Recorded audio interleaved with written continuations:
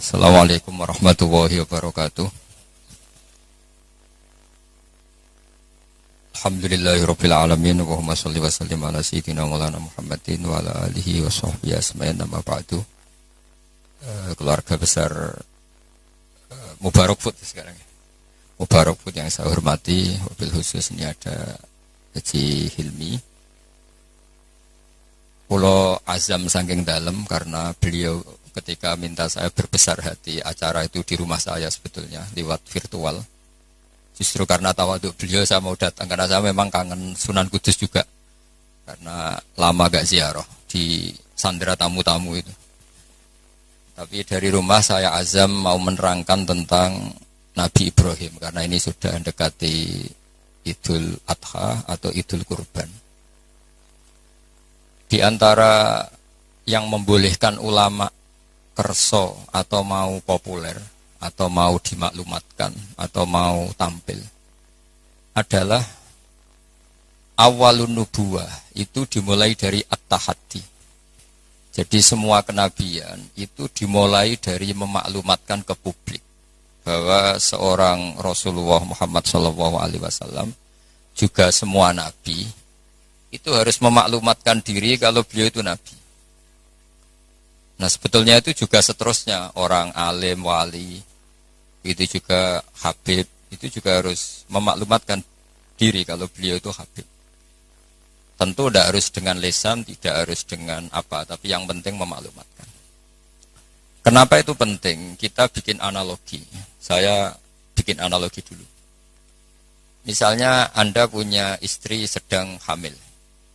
Anda tahu di situ ada klinik persalinan atau dokter bayi atau dokter untuk menangani orang-orang hamil. Itu Anda ngerti karena apa? Karena plang ya, karena tanda itu. Di situ ditulis dokter kandungan siapa itu, atau klinik persalinan. Atau bahasa kerennya klinik korban lelaki. Itu menjadi tahu karena diberitahu. Begitu juga kita konsultasi sama dokter psikologi. Kita tahu karena ada tulisan dokter psikologi dan seterusnya. Kemudian kita kuliah juga gitu, menjadi tahu kalau itu UGM, UII atau UI juga karena tulisan atau karena maklumat. Nah harusnya memberitahu kalau Anda orang alim atau Anda wali atau apa itu boleh dengan makna yang positif bahwa ini maklumat. Nah kaitannya dengan Nabi Ibrahim alaihissalam, beliau itu pernah munajat, dan ini awal beliau bergelar Khalilur Rahman, kekasihnya Allah. Beliau itu pernah munajat sama Allah sambil bergumam geremeng lah kira-kira, tapi geremengnya Nabi ya jadi wiridan itu. Kalau geremengnya sampean jadi laknat itu. Ini geremengnya Nabi, tapi bergumam. Ya Allah, dunia ini tidak fair. Engkau zat yang begitu penting, paling berpengaruh, yang menciptakan langit bumi, kemudian engkau tidak diketahui. Bayangkan misalnya kalau seorang presiden jalan di kampung terus diundang ngelik, kan tersinggungnya Masya Allah. Seorang raja Arab Saudi kenalan sama orang, terus orang itu tanya, jenengan daleme pundi, itu kan tersinggung. Aku sing di Arab Saudi buat takoki. Begitu juga seterusnya. Ada Gus besar misalnya di pondoknya, terus orang tanya, jenengan daleme pundi, aku sing di pondok ditakok. Sama Haji Hilmi misalnya ditanya, saya mau ke Kudus cari jenang Mubarak, dan jenengan sinten? Bukan ngenyek uang, sing duwe jedaran ditanya jenengan sinten. Sehingga Nabi Ibrahim itu tersinggung setersinggung-singgungnya karena beliau seorang Khalilur Rahman. Ya Allah, dunia ini tidak fair. Engkau zat yang begitu penting, kemudian orang nggak tahu tentang kau. Makanya ya maklum kan, zaman itu kan orang masih kafir, menyembah batu, menyembah berhala, orang nggak menyebut Allah, nggak menyebut Tuhan. Akhirnya beliau ngendikan, Innahu ya Rabbi la yahzununi an la ara ahadan fil ghairi fil ardi ya'buduka ghairi. Memang itu saya hafalkan ya. Innahu la yahzununi. Jadi innahu pakai inna, masih pakai lam taukid. Innahu la yahzununi, sungguh sangat menyusahkan saya. Ada yang baca la yuhzinani sama ya, karena dalam qiraah sab'ah ada fala yahzunka qauluhum, ada qiraah fala yuhzinka qauluhum. Sungguh sangat menyusahkan saya, sangat merisaukan saya, bahwa engkau zat yang begitu penting, kemudian yang tahu kalau engkau Tuhan itu hanya saya, yang menyembah juga hanya saya. Ini enggak fair. Zat sepenting engkau, kemudian fungsi jenengan, fungsi engkau tidak diketahui kecuali oleh saya. Itu kan ibarat misalnya kayak tadi. Anda yang punya Alphard saja, terus diarani tukang parkir kan ya tersinggung. Wong sing duwe Alphard kok diarani tukang parkir. Nah, karena Nabi Ibrahim itu seorang nabi, ketersinggungannya bukan urusan pribadi, tapi urusan Allah Subhanahu wa taala. Makanya dalam sebuah riwayat, saya ulang lagi dalam sebuah riwayat, ngendikane Allah teng hadits qudsi, kuntu kanzan makhfiyan fa aradtu an u'rafa fa khalaqtul khalqa liya'rifuni. Kata Allah, saya sebelum menciptakan makhluk pun sudah Tuhan. Andaikan Allah tidak menciptakan langit bumi juga sudah Tuhan. Andaikan Allah tidak menciptakan surga dan neraka juga sudah Tuhan. Karena ketuhanan Allah itu hakikat, bukan karena apa-apa. Memang dia Tuhan. Tapi kata Allah, tapi saya ingin dikenal. Kemudian maka saya ciptakan makhluk supaya mengenal saya. Maka masyhur kalau dalam semua ilmu tafsir, dari semua ilmu tasawuf, wa ma khalaqtul jinna wal insa illa liya'budun, saya tidak menciptakan jin dan manusia kecuali mereka beribadah kepada saya. Itu hampir semua mufassir menerangkan illa liya'budun illa liya'rifuni, supaya mereka ngerti saya. Karena awal menyembah itu dari tahu. Kamu tidak bisa menyembah sesuatu yang kamu sendiri tidak tahu. Makanya guru-guru kita zaman kita ngaji di mana saja itu awwalu wajibin alal insani ma'rifatullah, karena untuk bisa nyembah Allah dimulai dari tahu. Maka illal ya'budun illal ya'rifun, supaya mereka kenal saya. Sehingga karena makna ibadah di situ adalah mengenal Allah, mbok wong ibadah ngetuk rino wengi masih afdal orang alim. Karena orang alim ini orang yang mengenalkan Allah Subhanahu wa ta'ala. Ini terus rentetannya apa dengan kegiatan kita malam ini dan semua kegiatan. Bahwa manusia dengan segala kelebihannya itu tujuannya hanya satu. Mengertikan dirinya dan orang lain bahwa Allah itu Tuhan. Dan itu tugas siapa? Tugas para nabi. Sehingga pertama kali Nabi jadi Nabi itu setelah ketemu Malaikat Jibril di Gua Hira. Pertama yang dilakukan apa?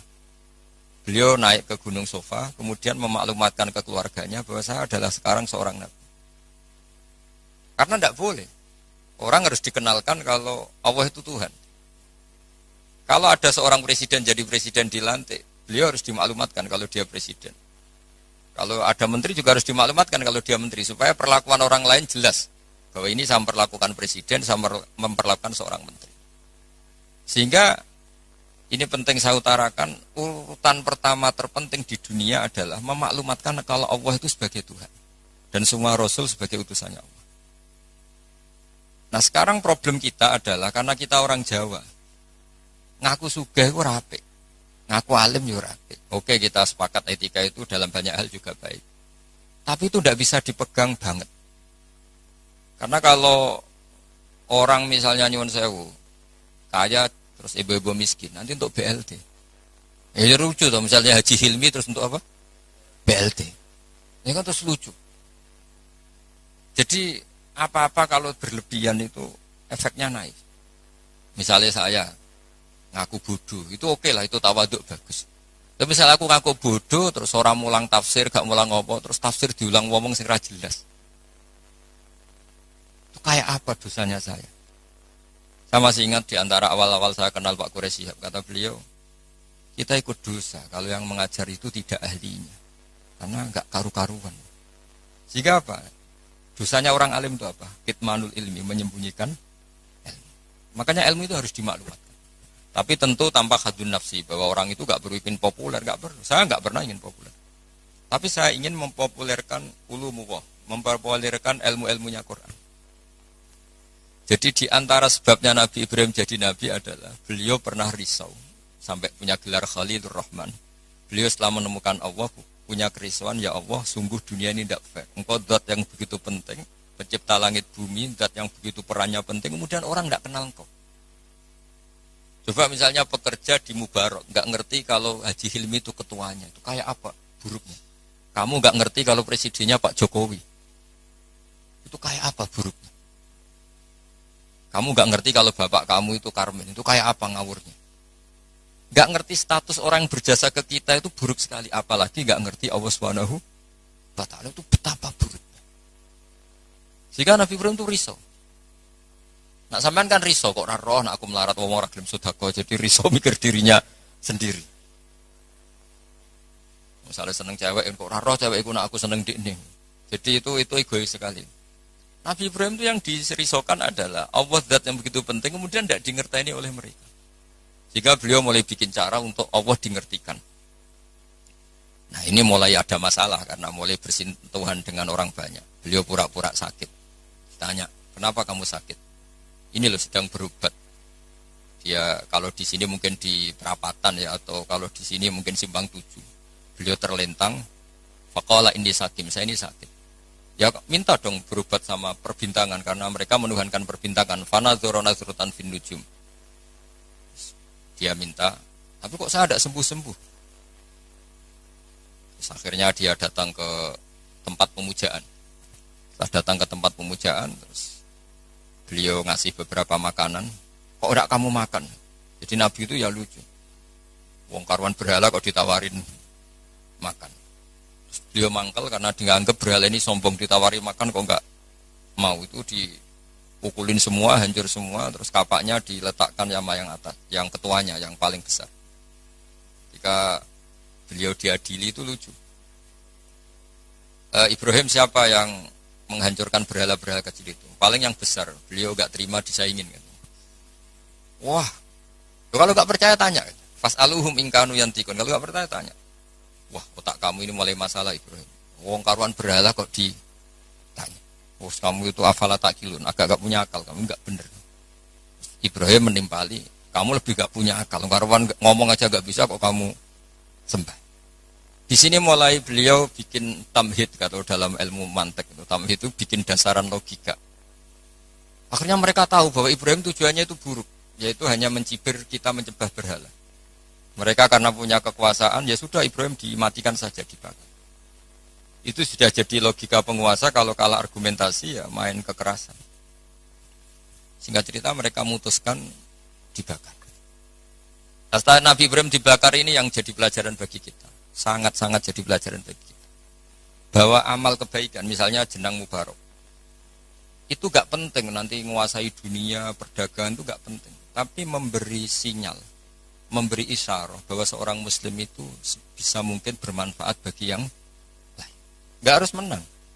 Saya misalnya sebagai kiai, yang penting kiai itu mulai. Gak harus menang, juga ada harus populer. Ini saya ditemani Habib Zain, seorang Habib itu berkahi sama yang lain. Gak harus nomor 1. Kenapa itu perlu saya katakan? Karena begini. Ketika Nabi Ibrahim dibakar, ini dengerin, ketika Nabi Ibrahim dibakar, itu ketika api sudah begitu menggila ya, itu yang mau melemparkan Ibrahim jadi bingung. Karena terlalu panas. Dilempar itu gak sampai tengah, karena yang mau ngelempar sendiri sudah terlalu kepanasan. Singkat cerita terus ada ide manjanik. Manjanik itu semacam ketepel besar. Itu idenya iblis itu. Ya ide caranya pakai manjanik dilempar dari jauh tapi Ibrahim bisa jatuh di tengah apa? Api. Yang menarik di situ apa? Seekor katak itu lalu lalang dari telaga ke situ. Hanya bawa air di mulutnya kemudian disemprotkan. Kemudian Ibrahim itu matur nuwun atas komitmen katak. Karena padahal itu mesti nggak ngefek ya, pasti nggak ngefek sama sekali. Masa api sebesar itu kemudian mau dipadamkan oleh seekor katak. Nah, yang cicak itu datang ikut nyebuli, niupin supaya api tambah besar. Sebenarnya nggak ngefek juga, tapi ku mangkel no. Makanya dalam sejarah beberapa riwayat, Sayyidah Aisyah itu pernah nembaki cicak, ya tentu pakai alat zaman itu. Karena untuk mengimplementasikan bahwa cicak itu hewan yang nggak benar gitu. Karena ikut dengan tanda kutip nyumbang membesarnya api. Padahal ya tidak ngefek juga. Itu kan sama jenengan di jalan ono wong ngidoni dari jarak 10 meter. Sampean mangkel gak?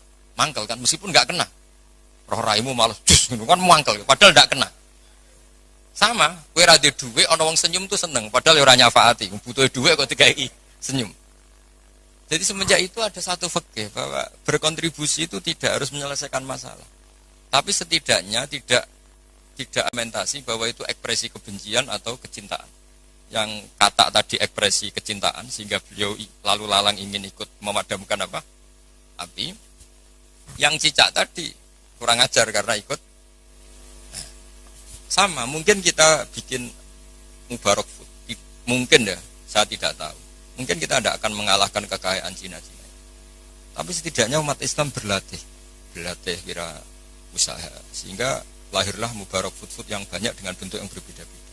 Sehingga umat Islam berlatih menjadi aktor, bukan objek. Begitu juga saya ngiyai ngajar tafsir. Orang supaya tahu bahwa pondok-pondok Indonesia bisa menghasilkan orang alim. Begitu juga jenengan, bahwa bisa nikmati gaji pertama. Bahwa orang bisa senang itu tidak harus pakai korupsi, pakai mencuri, tapi senang sejati adalah makan gajinya apa? Sendiri. Apapun kita tidak mewakili dunia, implementasi itu sesuatu yang sangat dihormati oleh Allah. Kayak Allah menghormati amalu difda. Sehingga ketika ada seorang dokter, ya Rasulullah saya ini ada sedikit penyakit yang solusinya obatnya materinya harus apa itu? Kata. Apa saya boleh membunuh kata? Fanaha angkot ya Nabi melarang membunuh kata. Karena pernah berkontribusi, setidaknya ingin berkontribusi terhadap pemadaman api yang membakar Nabi siapa? Ibrahim. Kowe dibujuk, maksudnya didoni ke 3 meter, oleh memangkel. Gak bisa dia ngelak gini, ora kena mas. Tidak bisa seperti itu. Sudah. Nah, sehingga saya hari ini tadi saya belajar banyak tentang tafsir, tentang Nabi Ibrahim. Bahwa agama ini, kata Rasulullah SAW, memang diidentikan, ya tentu Nabi Muhammad SAW tetap Sayyidul Awalin wal Akhirin, Sayyidul Ambiya. Tapi agama ini diidentikan dengan anit tabi' millata Ibrahim hanifah, bahwa kamu Muhammad harus mengikuti Nabi Ibrahim. Sehingga ketika kita bersolawat sendiri harus kalimatnya Allahumma sholli ala sayyidina Muhammad wa ala ali sayyidina Muhammad kama shollaita ala sayyidina Ibrahim. Jadi Nabi Ibrahim tetap dianggap master, bahwa ya Allah engkau bersolawat ke Nabi Muhammad sebagaimana engkau bersolawat ke Nabi Ibrahim. Karena Nabi Ibrahim ini yang bapak tauhid, millata abikum Ibrahim. Ibrahim itu cara bertauhid bukan sekedar adu argumentasi, tapi beliau berpikir jangka panjang. Misalnya sekarang kita bicara kalau miladnya sudah berapa? 110 tahun. Jadi sebelum kemerdekaan. Nabi Ibrahim ketika mau meninggal cara berpikir sederhana begini, ya Allah, saya menyembah engkau, saya seorang nabi, saya mentasbihkan engkau, saya mentahmidkan engkau, saya mentakbirkan engkau. Tapi saya ini tetap mati. Padahal saya ingin yang mentasbihkan engkau ini abadi. Yang mensolati, yang mengibadah solat abadi, tasbih abadi. Ini gimana ya Allah? Solusinya apa? Ya Allah, saya ini harus punya turunan yang menjaga tradisi ini, yang menjaga keluhuran ini. Sehingga beliau nangis itu ingin punya anak soleh itu bukan karena beliau nanti kalau nggak anak soleh itu gimana, enggak. Gamane nangisi nasibnya agama ini gimana kalau saya tidak punya anak, tidak punya cucu yang soleh. Barokahnya itu pula nggak ada nabi setelah Ibrahim kecuali ada darahnya Nabi Ibrahim. Ya nggak ada nabi setelah Ibrahim kecuali pasti ada darahnya Nabi Ibrahim, baik dari ibu Sarah maupun dari ibu siapa? Hajar. Ada yang baca Hajar, ada yang baca Ajar ya, karena di beberapa teks memang ada yang ditulis dengan hak, di Bukhari ada yang ditulis pakai apa? Hamzah. Hajar atau apa? Ajar. Ini penting saya utarakan, penting sekali bahwa kalau Anda orang kaya yang memanfaati orang banyak, kamu ingin kaya lagi, anak kamu ingin kaya lagi, jangan niat biar anak putu kurang melarat. Tapi tradisi memanfaati orang lain biar jalan. Sama, saya juga ingin nanti anak saya alim. Tapi bukan berarti ingin anak saya terus dicucup orang, disalami template, enggak. Ingin menjaga bahwa harus ada orang alim. Nah, kenapa harus anak kandung? Padahal murid bisa. Karena manusia itu didik orang lain itu ya repot. Omah sekolah ra ketompo terus mondok. Nggak ribet ngadepi wong liya itu. Timbang nang omah nakal dititipno pondok. Ribet. Meskipun kita terima itu sebagai santri, tapi kan komitmennya beda, cara berpikir beda. Makanya didik ini bukan berarti ya tetap beda. Sehingga Nabi Zakaria ketika ditanya, kenapa engkau begitu fanatik minta anak kandung, waladas sulbi itu anak kandung. Kata beliau, wa inni khiftul mawaliya mewaroi. Kalau orang lain mewarisi saya, itu pasti cara berpikir tidak persis-persis sama. Meskipun solehnya mungkin mirip ya, tapi tetap beda. Saya punya pengalaman. Tidak, sampean jangan terus kecil hati, saya ada anak kiai. Kesolehan itu tidak harus jadi kiai. Saya punya pengalaman, ya. Pengalaman entah buruk entah baik, terserah cara Anda menafsirkan. Kiai itu kalau betul-betul kiai itu melihat orang sholat itu senangnya Masya Allah. Melihat preman sholat itu senang. Melihat orang tobat senang. Padahal ya orang untung-untungnya di mana juga. Gak ada untungnya. Tapi karena dia dididik bahwa sholat ini cagai bumi. Apalagi kalau kiai ini sudah jadi wali, bahwa Allah tidak menghancurkan bumi ini pertimbangannya karena masih ada yang sholat. Nah, sementara kalau kamu itu otaknya pedagang, roh wong sholat itu banyak kebutuhan sarung. Wah, nak ngono gawe sarung. Berarti tekem Cina kayak tadi. Banyak orang haji terus Cina produk apa? Pakaian apa? Ihram. Banyak orang wiridan terus Cina produksi apa? Tasbih. Tapi kalau wali itu tidak begitu cara berpikir. Jadi melihat orang sholat itu, ya Allah itu luar biasa. Terus kepikiran, nyari kalimat apa yang kira-kira dengan sujud itu benar-benar plus tauhid. Akhirnya dicari-cari lah kira-kira kalimatnya Subhana Rabbiyal A'la bihamdi maha suci engkau yang maha luhur. Karena sekali sujud itu dia tidak benar komitmennya, bisa sujud kepada makhluk. Dan itu bahaya, wis sujud, wis batu eneng bumi, jebule kli. Itu beda, perasaannya wali sama itu beda. Kalau kamu pedagang kaya terus wali itu mesti gini. Saya ingin jadi orang kaya pedagang. Ben wong Islam itu mburoh wong sing sholat. Kayak apa hinanya kita, misalnya sampean apal Quran, iso ngaji maca Fathul Mu'in, terus dimajikan sing ora cewek, tersiksa enggak? Kayak apa tersiksanya? Dua atasan man lam yusolli wa lam yasum. Tapi nak kowe sugih mau diniat paling kan ana santri melarat tuh buruh ning aku sholat, aku zakat, aku poso. Jadi solihun tahta yadi solihin wong soleh, buruh ning wong. Itu beda.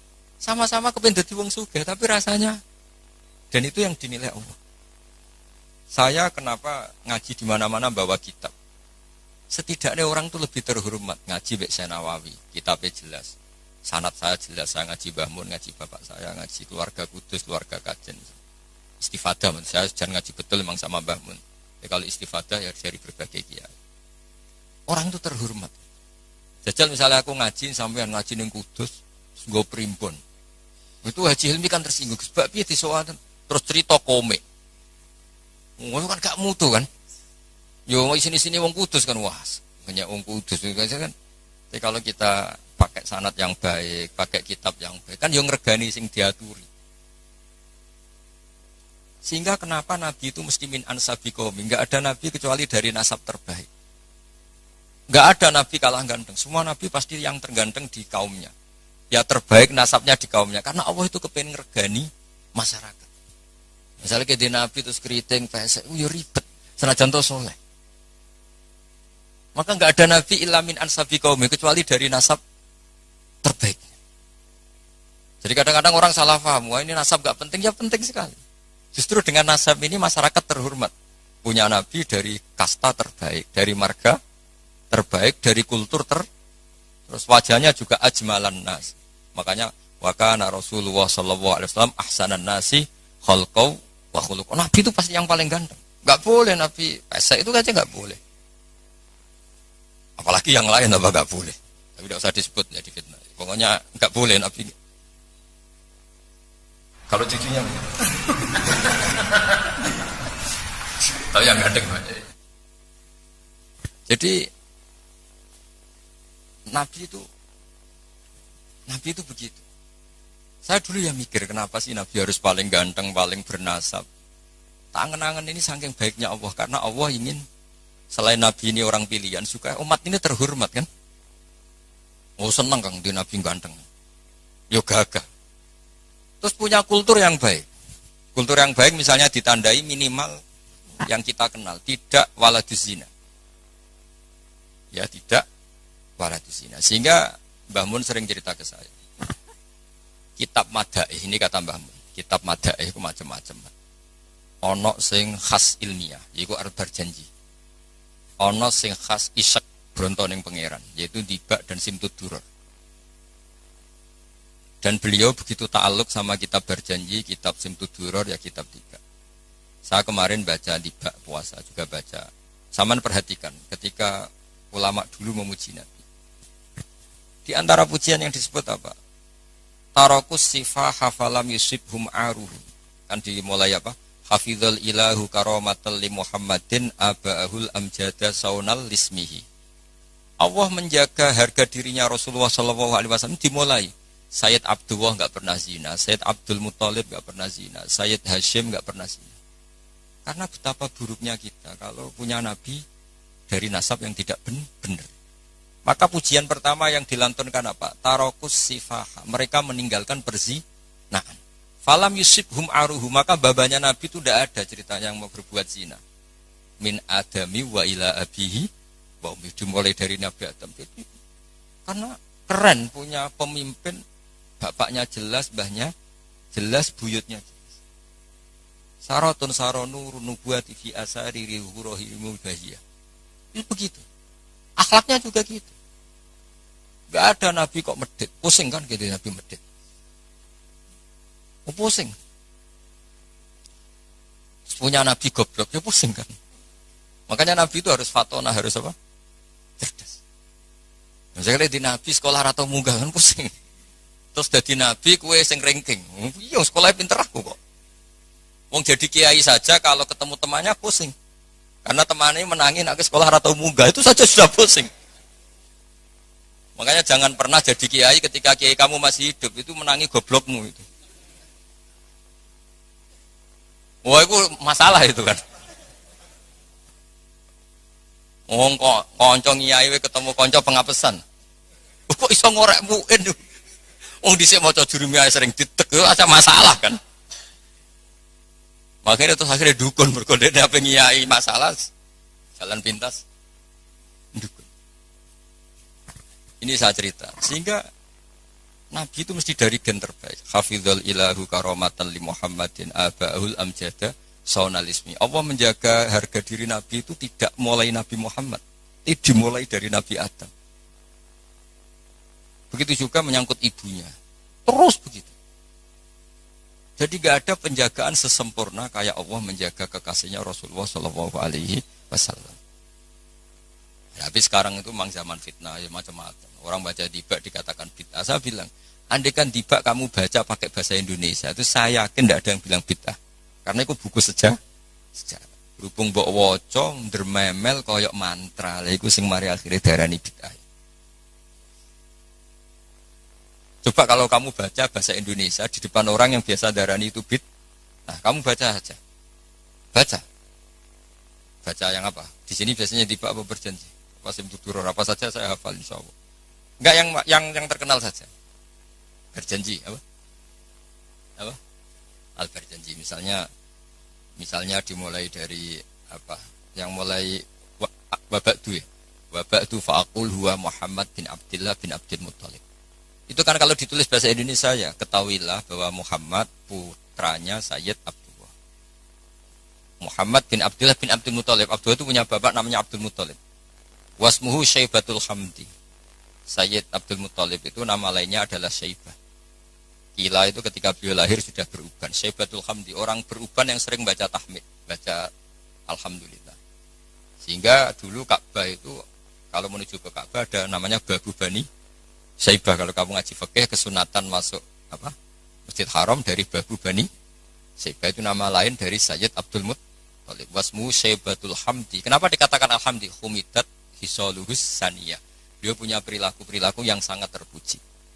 Di antara yang paling masyhur adalah ketika penduduk Mekah kesulitan nyari air, beliau munajat terus sama Allah sampai mimpi dingertikan lagi oleh Allah tempat Zam-Zam. Apa tempat Zam-Zam. Akhirnya beliau ngeduk lagi. Makanya Zam-Zam itu dinisbatkan ke Abdul Muthalib. Padahal Zam-Zam tentu mulai Nabi Ismail. Paham ya? Tapi di bab tertentu dinisbatkan Abdul Muthalib. Makanya masyhur wa yundabul mausulu billadhi istahar kabi'ri Zam-Zamin yali waman hafar. Jadi Abdul Muthalib itu punya gelar waman hafaro bi'ro Zam-Zamah. Wahai orang yang menggali lagi sumur apa? Zam-Zam. Jadi beliau itu intinya itu lama sekali penduduk Mekah itu sudah kehilangan Zam-Zam. Abdul Muthalib munajat, akhirnya karena beliau min dzurriyyati Ibrahim dingertikan